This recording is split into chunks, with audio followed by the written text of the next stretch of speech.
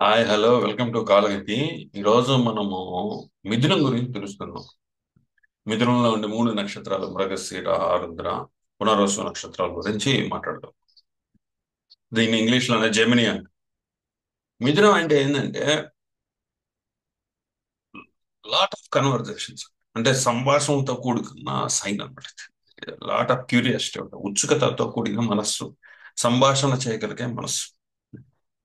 So for example ఒక తార అనే అమ్మాయి ఉంది. ఓకే? ఈమె ప్రతి దానికి ఎందుకు, ఏమిటి, ఎలా అనే ప్రశ్నలు అడుగుతూనే ఉంది. ఎప్పుడు ఆ పనిని సెర్చ్ చేసే ఒక అన్వేషకురాలు. మిథునం అంటే పుస్తకాలు, ప్రశ్నలు, అసంపూర్తికరమైన సంభాషణలతో కూడిన ఒక ప్యాకేజ్ అనుకో. ఎందుకు అని అడగడం. ఓకే, తార అయితే రోజుకి ఒక 50 సార్లు అయినా కూడా ఎందుకు, ఏమిటి, ఎలా అని చెప్పి క్వశ్చన్లు వేస్తూ విసిగిస్తూ ఉంటుంది. ఓకే. 5 నవలని చదవడం ప్రారంభిస్తుంది, ఒకటి కూడా పూర్తి చేయదు. సో గ్రహాంతర వాసుల గురించి మాట్లాడుతూ ఉంటుంది, ఉన్నటువంటి జ్యోతిష్యంలోకి వెళ్తుంది. ఆ తర్వాత వేరే టాపిక్ లోకి వెళ్ళిపోయి, ఓకే, ఆ వేరే వేరే రకాల్లో వెళ్ళిపోయి ఏది కూడా అసంపూర్తిగా, అన్ని కూడా అసంపూర్తిగా వదిలేస్తూ వెళ్ళిపోతుంది. ఆమె మనసు అంతులేని ఆలోచనల తోట. ఆమె నోరు మాటల జలపాతం. ఇది కేవలం మిథునంకు ఉండే శక్తే కాదు, మిథునంలో ఉండే మూడు నక్షత్రాల శక్తి సంగమం అన్నమాట. ఆమె ఎప్పుడు కూడా ఉత్సుకత ఉంది, ఎప్పుడు నలిగిపోయి నిరంతరం అభివృద్ధి చెందుతున్న ఆకృతిని మనకి ప్రతిబింబాలుగా చూపిస్తా ఉంటాయి. So lot of questions, curiosity. So ఎన్నో క్వశ్చన్లు అడగడం, విసిగించడం. సో దేవుడు ఎందుకున్నాడు, ఆకాశం బ్లూగా ఎందుకుంది, ఇవి చిన్నపిల్లలు అడుగుతా ఉంటారు. "ఓకే, నాకు చూపించు దేవుడు ఎవరు." ఇట్లా రకరకాల క్వశ్చన్స్ తో ఏది కూడా అసంపూర్తిగా, అన్ని కూడా సగం సగం అసంపూర్తి, పూర్తి చేయదు అనమాట. సో అలాంటిది ఈ మిథునం. దీంట్లో ఫస్ట్ మృగశిర నక్షత్రం ఉంది. సో వెతుకులాట చేసే జంక మృగశిర అంటే. తార తీసుకుందాం. తార తన ప్రారంభ వయసులో స్వచ్ఛమైన మృగశిర ప్రతి కోణంలో అన్వేషించడం. విశాలమైన అడవిలో ఒక జింకను ఊహించుకోండి. ఎప్పుడు కూడా భయంతో, ఉత్సుకతతో. ఓకే. సో చెవులు అటు ఇటు రెత్తించి చూడడం. ఓకే. వెనకాల ఎవరైనా దూకుతారేమో అని భయంతో ఉండడం. ఇది మృగశిర. సో ఈ అమ్మాయి, తారా అనే అమ్మాయి ప్రతిదీ గూగుల్ చేస్తుంది. ఓకే. ఈ చాలా రకాల హాబీస్ ని ప్రారంభిస్తుంది, సగంలో వదిలేస్తూ ఉంటుంది. కెరీర్ మార్గంలో ఎప్పటికీ స్థిరపడలేదు. ఓకే. ఆస్ట్రోనట్ అవ్వాలా, ఆర్కియాలజిస్ట్ కావాలా, ఆస్ట్రాలజర్ కావాలా, సాఫ్ట్వేర్ ఇంజనీర్ కావాలా, తెలియదు. శోధన అయితే అందంగా, అంటే ఏదో ఇన్ఫర్మేషన్ కావాలి. ఇంకా ఆ ఇన్ఫర్మేషన్ ఏమిటో అనేది తెలియదు. ఒకదాని మీద ఒకటి చపలత్వంతో జంప్ చేస్తూ అలసిపోతా ఉంది. సో ఈ మృగశిర నక్షత్రం ఇచ్చే బహుమతి ఏంటంటే ఉత్సుకత, తెలివితేటలు.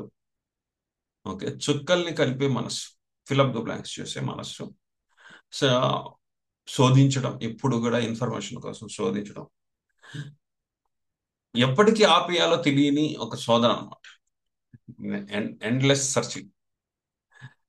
సో వీళ్ళు నేర్చుకోవాల్సిన పాఠం ఏంటంటే ఆనందం ప్రయాణంలో ఉంది, ప్రయాణంలో ఉండదు. ఓకే. ఆ ప్రాణాన్ని మధ్యలో ఆపి అక్కడ కూర్చొని ఆ వీక్షణను ఆస్వాదించడంలో ఉంది అనేది నేర్చుకోవాలి. ప్రయాణం చేయడం మంచిదే, కానీ ప్రయాణం రెస్ట్లెస్ లేకుండా చేయకూడదు. అక్కడ కూర్చోవాలా, ఆనందించాలి. ఇప్పుడు మీరు ఏదో ఒక టూర్ కోసం వెళ్ళారు, అక్కడికి వెళ్ళి అదరా చూసేసి వచ్చేయడం కాదు. అక్కడ కూర్చోవాలా, ఆస్వాదించాలా, వాటి గురించి తెలుసుకోవాలా. అది మృగశిర నక్షత్రం వాళ్ళకి తెలియదు. ఎప్పుడు వెతుకులాట్లోనే ఉంటారు కానీ సో కూర్చొని ఆస్వాదించడం అనేది తెలియదు. నెక్స్ట్ వచ్చేసి ఆరుద్ర. ఓకే. సో ఇప్పుడు తారాకి యుక్త వయసు వచ్చింది. సో భావోద్వేగాల ట్విస్ట్ లోకి వచ్చింది అనమాట ఇప్పుడు. సో ఆరుద్ర, ఇది తుఫానుల నక్షత్రం కూడా అంటాం, సైక్లోన్స్. ఓకే. ఆర్ద్ర అంటే కంటి నీరు, ఆర్ద్ర అంటే బాధ అని కూడా. తార ప్రశ్నించడం ప్రారంభించింది ప్రతిదీ, ఆమె నమ్మకాలు, సంబంధాలు. ఆమె ప్రశ్నించుకోవడం మొదలెట్టి, ఆమె యుక్త వయసులోకి ఉంది, ఆమె గుండె పగిలిపోయింది, ఇలా హార్ట్ బ్రేక్స్ వచ్చినాయి. అయినా ఏడవలేదు. ప్రేమ ఎందుకు, ఇది ఒక భ్రమ అని ఆమె ఒక థీసిస్ రాసింది. ఉపాధ్యాయులు తల్లిదండ్రులు నిబంధనలు సవాల్ చేశారు. క్లాసులో అందరూ నవ్వుతూ బాత్రూంలో ఈమె పోయి ఏడవడం, ఇలాంటివన్నీ కూడా జరిగినాయి. సో ఇది ఒక డిస్ట్రక్షన్ జరిగితేనే ఒక మళ్ళీ కొత్తదనానికి దారితీస్తుంది. ఒక డిస్ట్రక్షన్ జరగాల, కంటతడి పడాల, ఆ తర్వాతే కొత్తదనానికి మళ్ళా ఆ, ఒక ఆకృతి అనేది, ఒక ప్లాట్ఫామ్ అనేది ఏర్పడుతుంది. ఆర్ద్ర అలాంటిది. క్షణికావేశంలో నిర్ణయాలు తీసుకోవడం, తర్వాత పశ్చాత్తాపపడడం. అది ప్రేమ విషయాల్లో కావచ్చు, కెరీర్ విషయాల్లో కావచ్చు, ఇంకో విషయాల్లో కావచ్చు, ఇక్కడ జరుగుతాయి. దానివల్ల బాధ కలుగుతుంది. ఆర్ద్ర అంటే ఏడుపు అనమాట. దానివల్ల బాధ కలుగుతుంది. ఆ బాధపడి ఆ తర్వాత తెలుసుకోవాలి.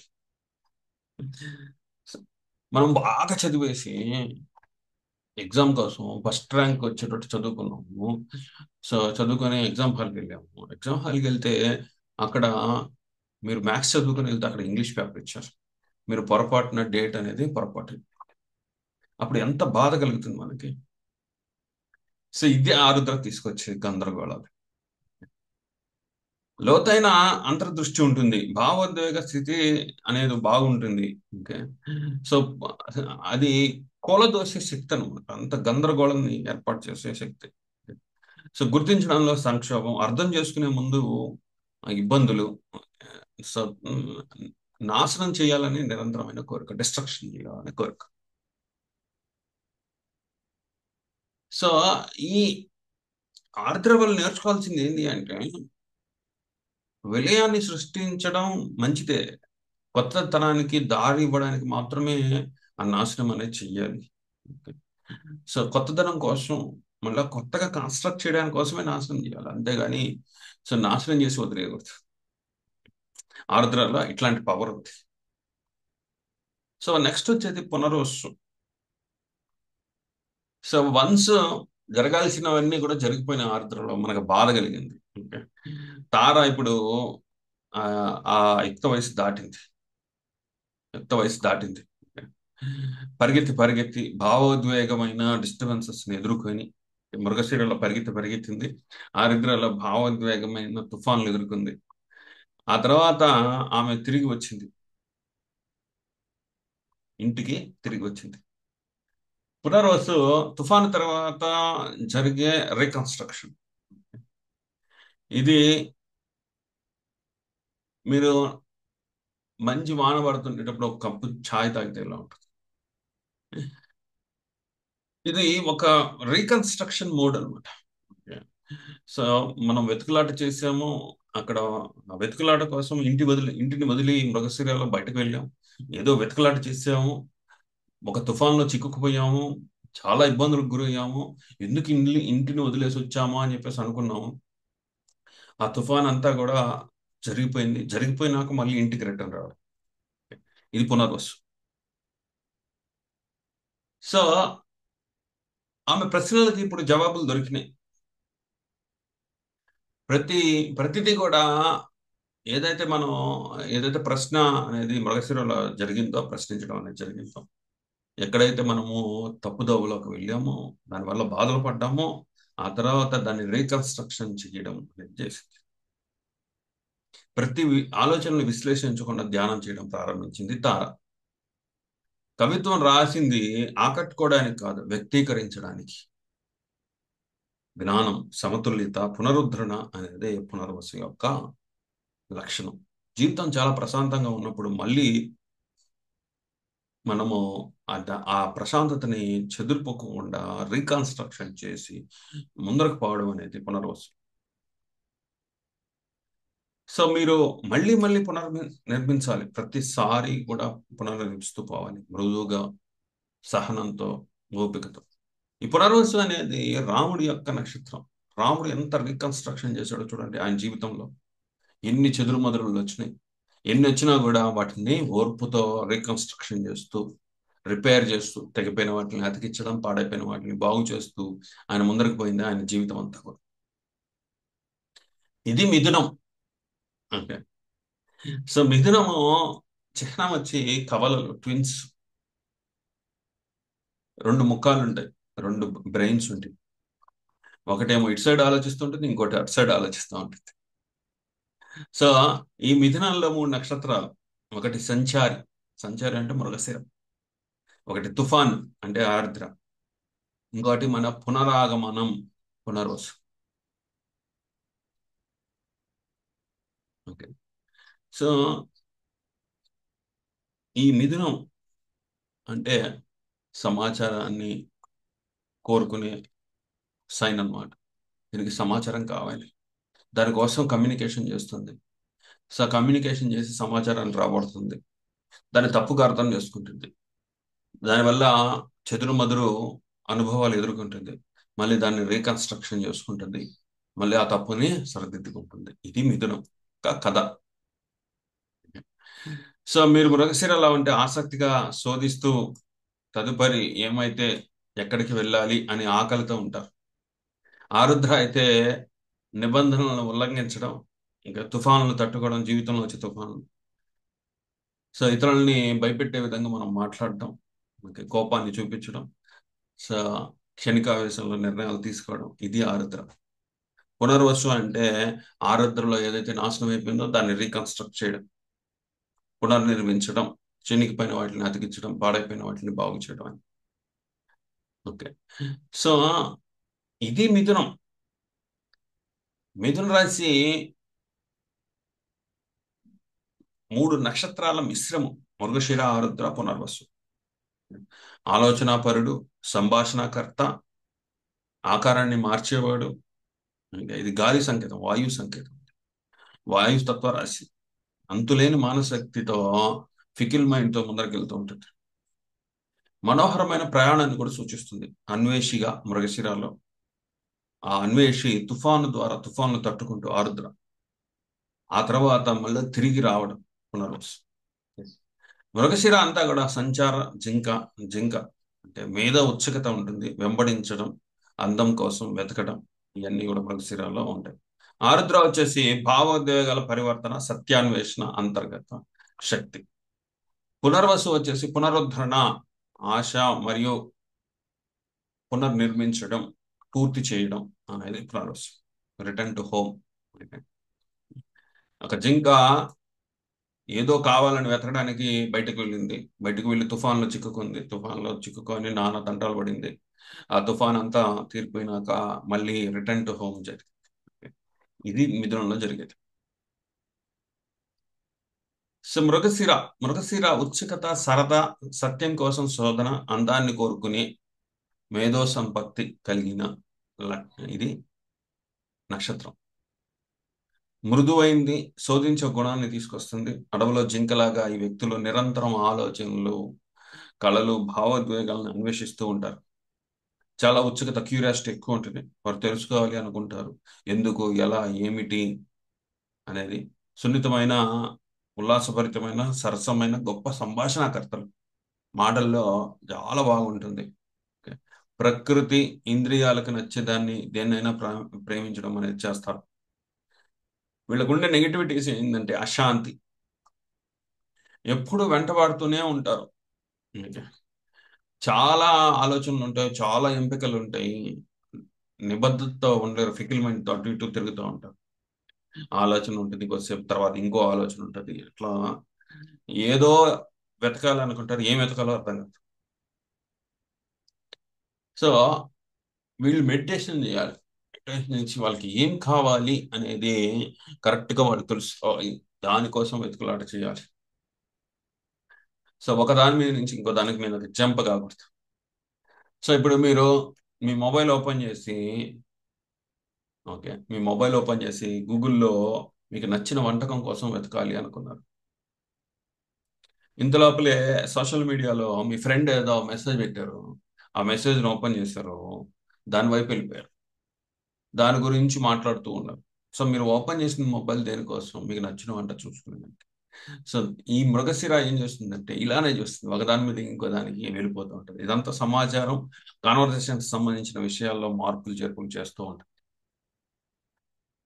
నెక్స్ట్ ఆరుద్ర.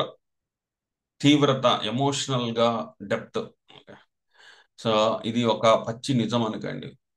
అట్లానే ఒక తుఫాను, ఒక భయంకరమైన వినాశనం, కంటతడి. ఆర్ద్ర అంటే కంటతడి. ఆరుద్రాని రుద్రుడు పరిపాలిస్తున్నాడు, తుఫాన్లకి ఈయన అధిపతి. ఇక్కడ ఎమోషనల్ గా ఎనర్జీ అనేది ఉంటుంది. ఓకే. చాలా లోతుకు వెళ్తుంది, ఇతరులకి షాక్ కూడా ఇస్తుంది, కరెంట్ షాక్ ఇస్తుంది. నిబంధనలను సవాలు చేసే బోల్డ్ గా మాట్లాడే ఆలోచన పరులు. ఓకే. నొప్పి అధికంగా ఉంటుంది, బాధ ఎక్కువగా ఉంటుంది. సో బాధపడాలి, అంతర్మథనం చేయాలి. ఇప్పుడు మనం రేపు ఎగ్జామ్ అంటే ఈరోజు నిద్రపోకుండా కళ్ళు ఎరిపెక్కే విధంగా మనం చదువుతాం కదా, అంత తీవ్రత ఆరుద్రలో ఉంటుంది. డిప్రెషన్ ఉంటుంది, ఏదో డిప్రెషన్లో ఉంటారు. మూడ్ స్వింగ్స్ కి గురవుతూ ఉంటారు. ఎందుకంటే తుఫాన్ తట్టుకోవడం అంత సులభం కాదు కదా, ఆరుద్ర శక్తిని తట్టుకోవడం కూడా అంత సులభం కాదు. విరక్తిగా ఉంటారు, ప్రతిదాన్ని ప్రశ్నిస్తారు, చాలా కాన్సన్ట్రేటెడ్ మైండ్ ఉంటుంది. కళ్ళు ఎర్రబడిపోయే విధంగా చదవడం అనేది ఉంటుంది. తిరుగుబాటుదారులు వెళ్ళడం, అవసరమైనప్పుడు వాళ్ళు నియంత్రణను అడ్డుకుంటారు. తుఫాను ఏం చేస్తుంది అంటే ఒక భయాన్ని గురి చేస్తుంది, ఒక విపత్తును తీసుకొస్తుంది, చెదురు మదురు సంఘటనను తీసుకొస్తుంది. సో మీ జీవితం చాలా సాఫీగా వెళ్తుంటుంది, ఉన్నట్టుండి ఒక కుదుపుకి గురవుతుంది, అది ఆరుద్ర. సో పునర్వసు అంటే ఏంటంటే ఒక ఆశ, పునరుద్ధరణ, స్థిరత్వం, ఉన్నత జ్ఞానము, రిపేర్ చేయడం అనేది. పునర్వసు ఏంటంటే తుఫాన్ తాకిడి ఆగిపోయింది, ఆగిపోయినాక ఏదైతే పడిపోయినాయో, ఏదైతే కూలిపోయినాయో, మళ్ళీ అవన్నీ కూడా పునరుద్ధరణ జరగడం. ప్రేరేపిస్తారు, ఉద్ధరిస్తారు, బోధిస్తారు, సమతుల్య ఆలోచనలు కలిగి ఉంటారు, ఆధ్యాత్మికంగా మొగ్గు చూపుతారు, విశ్వాసం, తత్వశాస్త్రం, ఆధ్యాత్మికత ఎక్కువ ఉంటుంది. వాళ్ళ కమ్యూనికేషన్ ఇతరులని శాంతింపజేసేలాగా ఉంటుంది, ఇతరుల జీవితాన్ని రిపేర్ చేసే విధంగా ఉంటుంది, ఇతరులను ఉద్ధరిస్తారు. సో ఇది రీకన్స్ట్రక్షన్ మోడల్. ఒకటి గుర్తుపెట్టుకోండి, పునర్వసు అంటే రీకన్స్ట్రక్షన్ ఎప్పుడు చేస్తాం? ఏదైనా పడిపోతేనే కదా రీకన్స్ట్రక్షన్ చేస్తాం. తెగిపోయిన దాన్నే కదా మనం అతికిస్తాం, పడిపోయిన వాటిని కదా బాగు చేస్తాం. సో వీళ్ళ వీళ్ళ జీవితంలో కూడా ఇట్లాంటిది ఏదో జరుగుతుంది, దాన్ని రిపేర్ చేస్తారు. అది ఆ డ్యామేజ్ అనేది వీళ్ళ చేతుల్లో ఉండకపోవచ్చు. ఇప్పుడు రాముడి జీవితం తీసుకున్నాము, అది దశరథ మహారాజు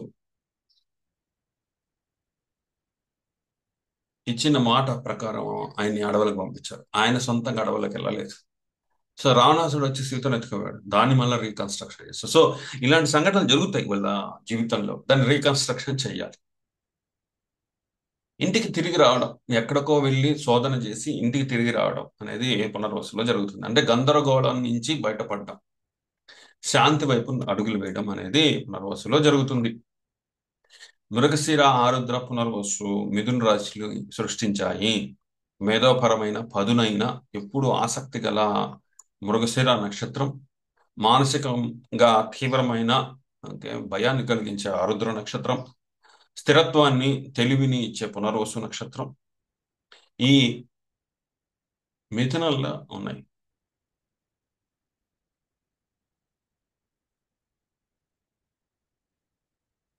ఈ మిథున రాశి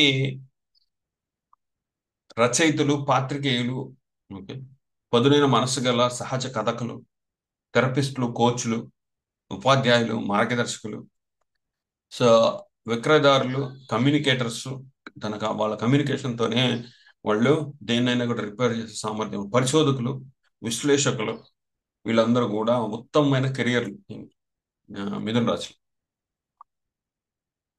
సో ఒక ఆత్మ, ఒక సోల్ తపన అనేది జరుగుతుంది ఇక్కడ, అది అడుగుతుంది ఎందుకు అని. అప్పుడు అది నిజాన్ని ఎదుర్కొంటుంది, చివరగా ఆత్మశాంతిని ఎలా పొందాలి అని ప్రయత్నం చేస్తుంది. ఇది మిథునం యొక్క కథ.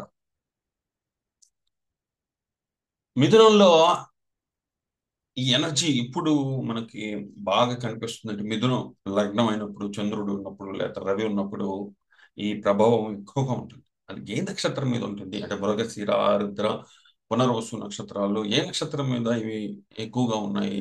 సో వాటి వాటి దశలు వచ్చినప్పుడు ముఖ్యంగా జీవితాంతం ఉండాలి అంటే లగ్నం కానీ చంద్రుడు కానీ రవి కానీ ఉంటే అది ఈ యొక్క ఎనర్జీని జీవితాంతం ఎక్స్పీరియన్స్ చేస్తారు. లేదా ఏదైనా గ్రహం పడి దాని దశ వచ్చినప్పుడు ఆ ఎనర్జీని ఆ ఆ పర్టికులర్ పీరియడ్ లో ఎక్స్పీరియన్స్ చేస్తారు. ఇప్పుడు మనము చూస్తూ ఉంటాం, ఒక హీరోయిన్ ని ఒక రిపోర్టర్ పోయి అడుగుతాడు, ఆమె సమాధానం చెప్తుంది, మళ్ళీ అదే క్వశ్చన్ అడుగుతాడు, మళ్ళీ సమాధానం చెప్తుంది, మళ్ళీ అదే క్వశ్చన్ అడుగుతాడు, మళ్ళీ సమాధానం చెప్తాయి. ఎందుకు ఇన్నిసార్లు అడుగుతున్నావు, ఒకటే ప్రశ్న మార్చి మార్చి విసిగిస్తున్నావు ఎందుకు అని చెప్పేసి హీరోయిన్ తిడతాడు. ఇక్కడ ఏంటంటే రిపోర్టర్ కి సమాధానం వస్తే సరిపోదు, ఆయనకు అర్థమయ్యేలాగా సమాధానం రావాలి. అప్పటిదాకా అడుగుతూనే ఉంటాడు. ఇది మిథునం. అడగడం, తెలుసుకోవడం, సమాచారాన్ని సంపాదించడం, ఆ సేకరించిన సమాచారం మీద తెలివితేటలు చూపించడం. మృగశిరాలో వెతుకులాట అనేది జరుగుతుంది, ఆరుద్రలో నిజాన్ని ఎదుర్కొంటాడు, పునర్వసులో ఆరుద్రలో జరిగిన డ్యామేజ్ ని రిపేర్ చేస్తారు. ఇది మిథునం యొక్క కథ. సో ఇది నేను మిథునం గురించి చెప్పాలనుకుంది. మళ్ళీ నెక్స్ట్ వీడియోతో మళ్ళీ నెక్స్ట్ వీక్ వస్తాను. అంతవరకు సెలవు. Thank you. ఈ వీడియో మీకు నచ్చినట్టయితే లైక్ చేయండి, షేర్ చేయండి, కామెంట్ చేయండి. థ్యాంక్ యూ అండి.